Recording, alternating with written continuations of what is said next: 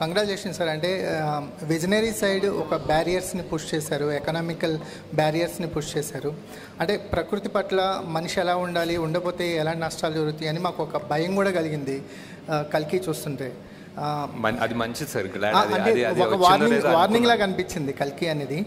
Sir ఇంత serious సబ్జెక్ట్లో కూడా ఒక తక్కువ నిడివిలో ఒక ఇంపాక్టబుల్గా లవ్ స్టోరీ, ఒక ట్రక్లో వెళ్తున్నప్పుడు కైరా లవ్ స్టోరీ ఇంపాక్టబుల్గా చెప్పగలిగారు. అది నాకు మోర్ సర్ప్రైజింగ్ అనిపించింది సార్. అంటే ఇంత కాంప్లెక్స్ ఉన్న సినిమాలో కూడా ఒక లవ్ స్టోరీని అంత తక్కువ నిడిలో ఇంపాక్టబుల్గా చెప్పగలిగారు. ఆ లవ్ స్టోరీ థాట్ ఎలా వచ్చిందంటే అది నాకు చాలా గొప్పగా అనిపించింది.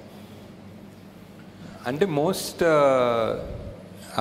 అంటే అన్నీ ఆ అమ్మాయే చెప్తుంది కదా ఆమె డైలాగ్లో, ఇదంతా ఓకే కానీ బేసిక్లీ మనకి యాక్చువల్లీ ఇంపార్టెంట్ అనేది హ్యూమన్ రిలేషన్స్, మనం అనుకునే వాళ్ళు అనేది ఇంపార్టెంట్ అని చెప్తుంది ఆమె. So I think that was the emotions అక్కడ గట్టిగా దొరికింది.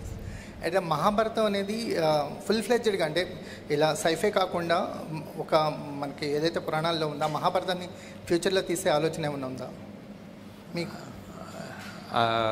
అంటే అదే చేసాం కదా, అది మిక్స్ చేశారు సార్. మాకు మిక్స్ చేసాం అంటే మిక్స్ చేయకుండా మహాభారతం అంటున్నారా? లేదు సార్, ఇప్పుడే అలాంటి ఐడియా ఏం లేదు సార్.